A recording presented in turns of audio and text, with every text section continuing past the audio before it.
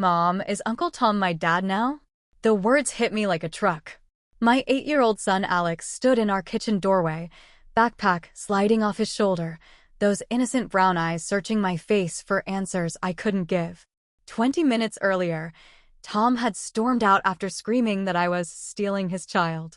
20 minutes before that, he'd convinced half the family he was Alex's biological father. Sweetheart, why would you ask that? I knelt down, my hands trembling as I touched his face. Because Uncle Tom said so. He said Daddy isn't really my daddy and that you've been lying to everyone.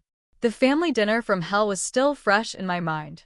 Tom had stood up during dessert, wine glass in hand, and announced to all 12 relatives that Alex was his son. He described our supposed affair in graphic detail, claiming I'd seduced him 3 years ago when Steve was deployed. The room had gone silent. Then chaos. Steve's mother immediately sided with Tom. That explains why Alex looks nothing like Steve, she'd said with vicious satisfaction. Steve himself had just sat there, silent. Not defending me, not defending our son, just staring at his plate like a coward. I pulled Alex into my arms. Your daddy is Steve. Uncle Tom is lying. But why would he lie about something like that? Because he needs money. Because he's desperate. Because he thinks claiming Alex will get him Social Security benefits and a stake in our house. But I couldn't tell my son that his uncle was a calculating parasite. Sometimes grown-ups make mistakes, baby. Big ones.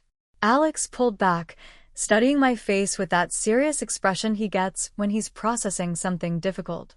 Are you going to fix it? Yes, I whispered, and in that moment, I made a decision that would tear our family apart. Mommy's going to fix everything. Tom had played his hand brilliantly. The timing was perfect, right after Steve's father had updated his will, right when Tom's unemployment benefits were running out, right when we'd refused his latest request for a loan.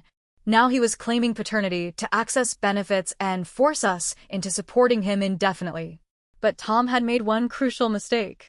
He'd underestimated a mother protecting her child. My phone buzzed. A text from my mother-in-law. We need to talk. Tom's story makes sense. Steve was gone so much. I deleted it without responding. Let them choose sides. Let them believe whatever they wanted. In 5 days, we had a court date where Tom would officially petition for paternity rights. He'd convinced Steve's parents to support his claim. He'd gathered character witnesses. He'd even hired a lawyer with money borrowed against our family's reputation. 5 days to prove that my son's father was exactly who I said he was. 5 days to destroy Tom before he destroyed us. I tucked Alex into bed that night, reading him 3 stories instead of 1, kissing his forehead repeatedly. When he finally fell asleep, I sat in his room for an hour, watching him breathe, memorizing his face. Tomorrow, I would start gathering ammunition. Tom wanted a war? He was about to get one. The next morning started with Steve avoiding eye contact over coffee. He'd slept in the guest room, claiming he needed space to think. 3 years of marriage, and this was how he handled crisis, by running away. We need to talk, I said, blocking his path to the garage. Rachel, I don't know what to believe anymore. You don't know what to believe. My voice rose dangerously. About your own son? Tom was very detailed. Specific dates. He knew things about when I was deployed, about your schedule, because he lived with us for 2 months. I slammed my coffee mug down. Because I fed him, housed him, helped him find work. Because I trusted him like family. Steve flinched. But the timing of what? Of you being deployed? Of me supposedly having time for an affair while working full-time and caring for a 5-year-old. Look, maybe we should just do the test. Clear this up. Clear this up. I stared at him in disbelief. Your brother accuses me of adultery, claims paternity of our son, humiliates me in front of your entire family, and you want to clear this up like it's some minor misunderstanding? Steve grabbed his keys. I'm late for work. Don't you walk away from me. But he was already backing out of the garage, leaving me standing there shaking with rage. Alex appeared at the top of the stairs, having heard everything. Is Daddy mad at us? No, sweetheart. Daddy's just confused right now. But I was done being understanding. Done making excuses for Steve's weakness. Done protecting everyone's feelings while they destroyed mine. I called in sick to work and spent the morning making calls. First, to Dr. Patrick O'Connor, the principal at Alex's school and my former college friend. Patrick had known our family for 3 years, had seen Steve and Alex together countless times. "Rachel, this is insane," Patrick said when I explained the situation. "Alex looks exactly like Steve. Same mannerisms, same laugh. I need you to document that. Officially. For court." "Of course. But Rachel, why would Tom do this?"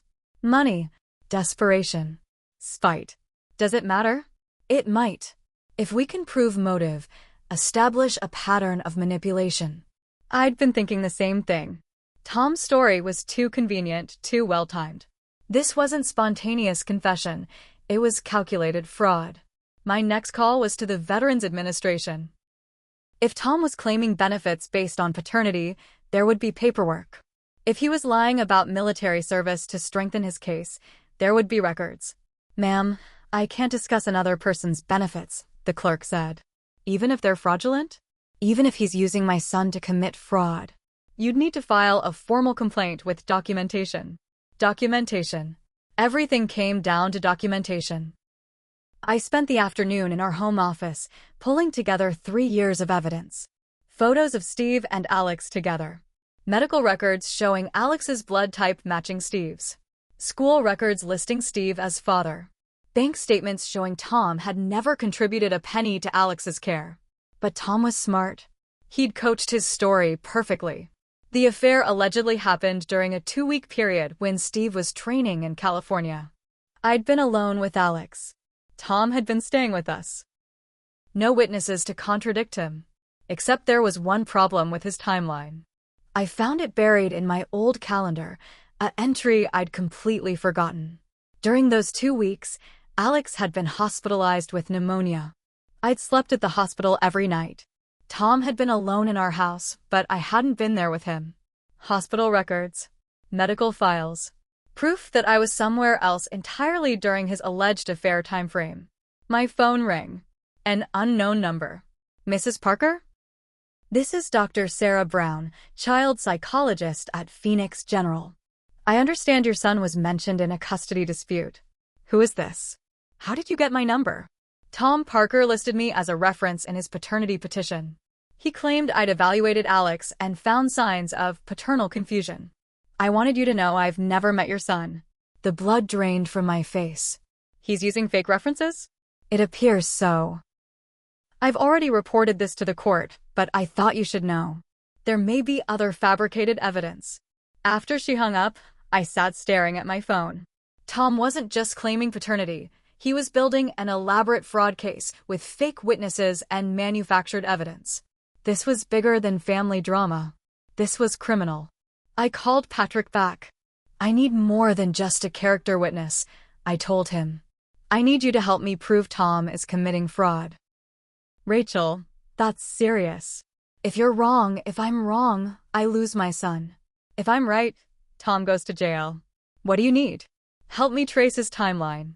His employment history, his financial records, his medical records. Everything. I want to know every lie he's ever told." That evening, Steve came home to find me surrounded by paperwork. Alex was at my parents' house. I decided to keep him away from the chaos until it was resolved. "What's all this?" "Evidence. Documentation. Proof that your brother is a fraud." Steve looked uncomfortable. "Rachel, maybe you're taking this too far." "Too far?" I laughed bitterly. "Your brother claims he's the father of our son, fabricates evidence, uses fake witnesses, and I'm taking it too far by defending our family? He's still my brother. And Alex is still your son. Or do you not care about that anymore?" Steve sat down heavily. "Of course I care. But this is tearing the family apart. Tom tore the family apart. I'm trying to put it back together. By destroying him." I looked at my husband, really looked at him. Weak jaw, avoiding eyes, slumped shoulders. When had he become so spineless? "Yes," I said quietly. "By destroying him. Completely." The court hearing was scheduled for Friday morning. By Thursday night, I had everything I needed.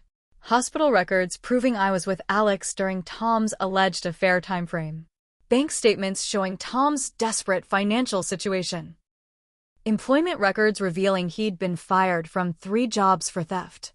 And most damning of all, documentation that Dr. Brown had never met Alex, despite being listed as Tom's expert witness. Tom arrived at court with Steve's parents and a cheap lawyer who looked like he'd been paid in promises. Tom himself looked confident, wearing Steve's old suit and carrying a folder thick with papers. All rise for the Honorable Judge Martinez. I sat with my attorney, watching Tom smile at the judge like this was a formality. Like he'd already won. Mr. Parker, Judge Martinez began, you're petitioning for paternity rights regarding Alexander Parker, currently listed as the son of Stephen Parker and Rachel Parker. Yes, Your Honor. I believe Alexander is my biological son, result of a relationship with Mrs. Parker in 2021. And you have evidence supporting this claim? Tom's lawyer stood. We do, Your Honor.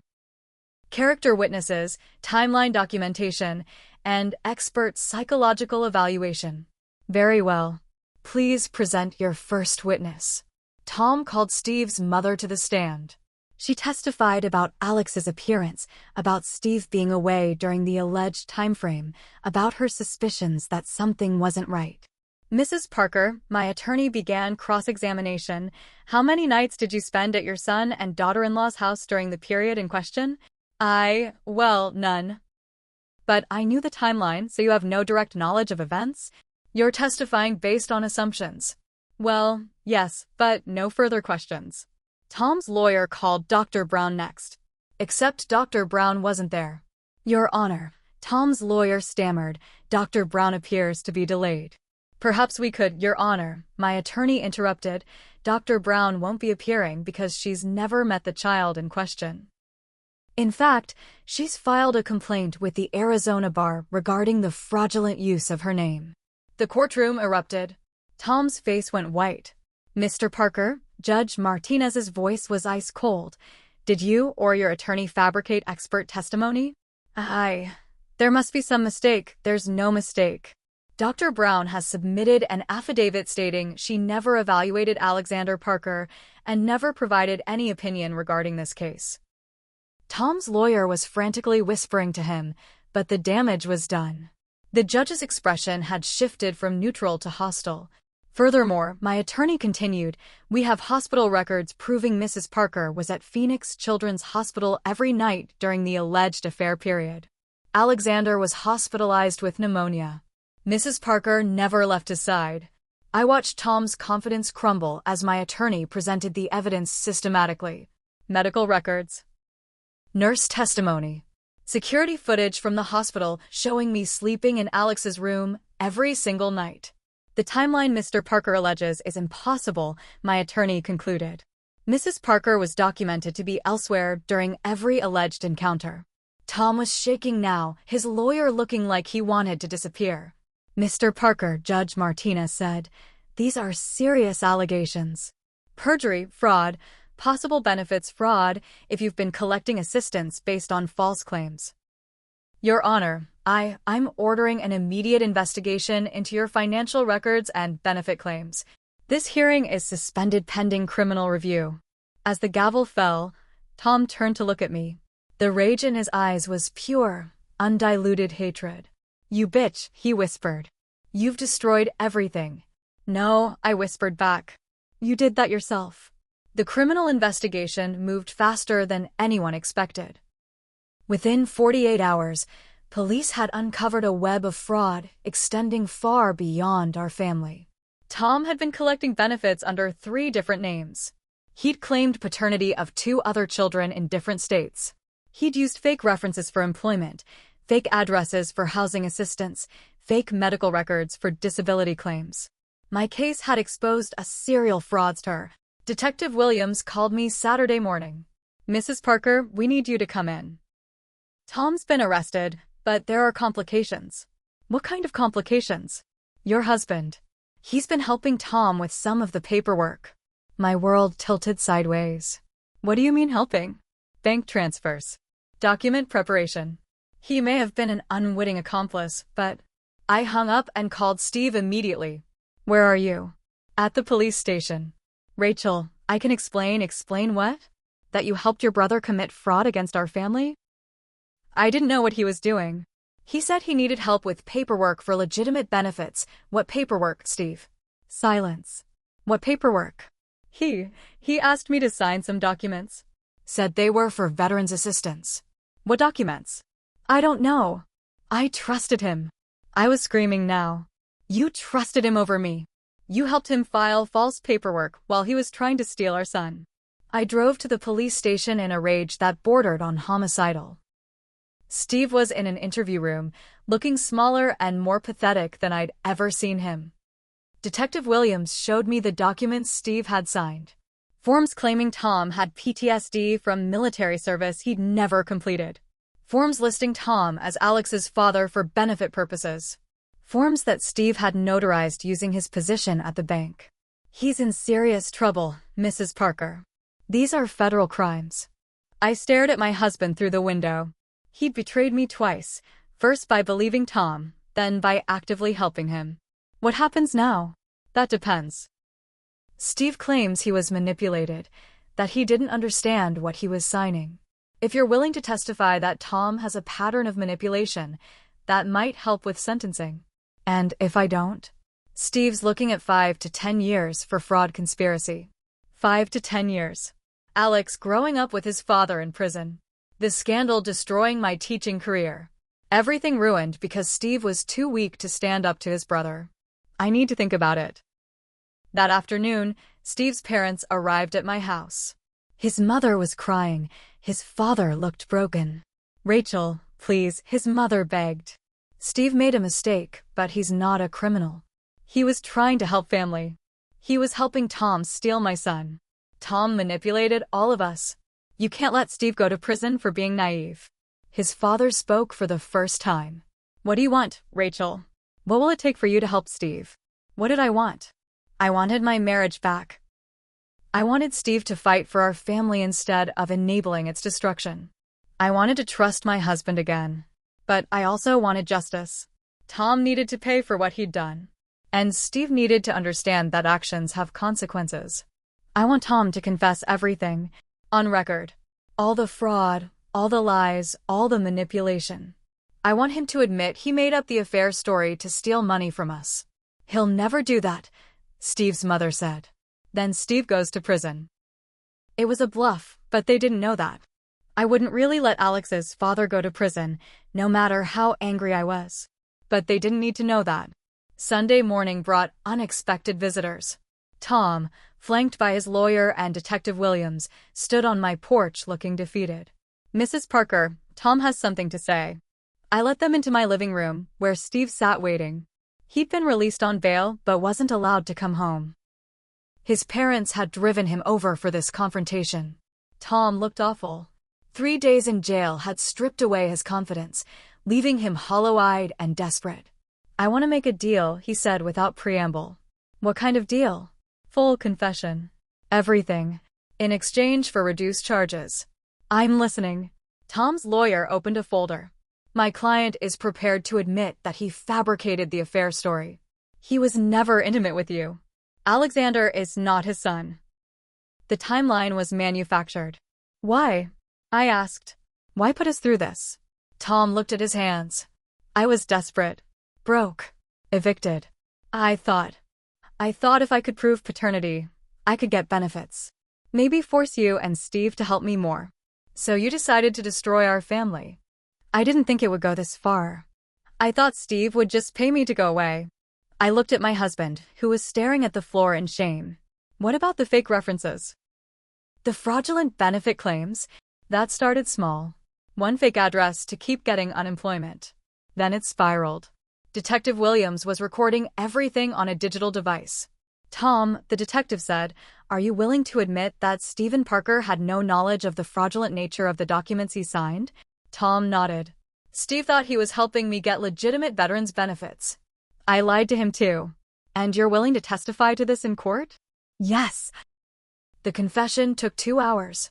Tom admitted to fraud in 3 states, fake paternity claims involving 4 different children, and benefit fraud totaling over $50,000. In exchange, he would serve 3 years instead of 10, and Steve would face only probation. When it was over, Tom stood to leave. He paused at the door, looking back at me.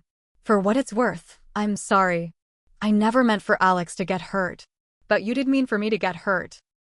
He didn't answer, which was answer enough. After they left, Steve and I sat in silence for a long time. "I'm sorry," he finally said. "I'm so sorry, Rachel. I know you are. Do you think, can we fix this?" I thought about everything that had happened. The betrayal, the lies, the way he'd abandoned me when I needed him most. But I also thought about Alex, asking if his uncle was his father now. About the importance of family, real family, the kind that fights for each other instead of tearing each other apart. "I don't know," I said honestly, "but we can try." 6 months later, life had settled into a new normal. Tom was in prison, Steve was in counseling, and Alex had stopped asking confused questions about his parentage. The DNA test we'd finally done showed 99.7% probability that Steve was Alex's father, not that there had ever been any real doubt. The test results were filed with the court, making everything official and final. Steve moved back home after 3 months of marriage counseling. It wasn't easy. Trust doesn't rebuild overnight. But he learned something about loyalty, about fighting for what matters. When his parents suggested we should move past Tom's actions without pressing charges, Steve had shut them down immediately. "Tom nearly destroyed our family," he'd told his mother. "He traumatized our son. There are consequences for that." It was the first time I'd seen him truly stand up to his family. Alex adjusted better than any of us expected. "Children are resilient," the counselor said. He knew his parents loved him, knew he was safe, and that was enough. He still asked occasional questions about Uncle Tom, but without the confusion and pain from before. "Why did Uncle Tom say those things, Mom?" "Because he was sick, honey." Sometimes grown-ups get sick in their minds and make bad choices. "Is he better now?" "He's getting help." That's what prison is for, to help people learn to make better choices. It was simplified, but it was enough for an 8-year-old. The hardest part was rebuilding my relationship with Steve's family. His parents had chosen Tom's lies over my truth, and that betrayal cut deep. His mother tried to apologize, claiming she'd only wanted to protect family. "I am family," I'd reminded her. "Alex is family. You chose to protect a liar over us." It would take time to forgive that if I ever could completely. But today was a good day. Alex was playing soccer, Steve was coaching his team, and I was watching from the sidelines with the other parents. Normal suburban life. Normal family problems like homework and bedtimes and whose turn it was to do dishes. "Mom." Alex ran over during halftime, grass-stained and grinning. "Did you see my goal?" "I saw it, baby. You're amazing." He hugged me tightly, leaving dirt on my clean shirt. I didn't care. "I love you, Mom." "I love you too, sweetheart. Forever and always." Steve jogged over, sweaty and smiling. "Good game, buddy. Go get some water." As Alex ran back to his team, Steve sat beside me on the bleachers. "Thank you," he said quietly. "For what?" "For fighting for us. For not giving up when I was too weak to fight myself." I took his hand, still not completely comfortable with physical affection, but trying. "We're a family, Steve. That's what family does. We protect each other. Even when family fails you. Especially then." The whistle blew for second half. Alex waved at us from the field, his smile bright as sunshine. "My son." Steve's son. Our son. No lies or fraud or manipulation could change that simple truth. Sometimes the strongest thing you can do is fight for what you know is right, even when everyone else tells you you're wrong. Sometimes protecting your family means going to war against people who claim to be family. And sometimes, when the dust settles, you discover that the family worth fighting for is smaller than you thought, but stronger than you ever imagined. Tom was right about one thing. This had torn our family apart. But in rebuilding, we'd created something better. Something honest. Something worth protecting. Alex scored another goal, and the crowd cheered. Steve hooped and hollered like the proud father he'd always been and always would be. I smiled, watching my boys celebrate together. Family isn't about blood or biology or legal documents. It's about love, loyalty, and the willingness to fight for each other when the world gets dark. We learned that lesson the hard way, but we learned it together.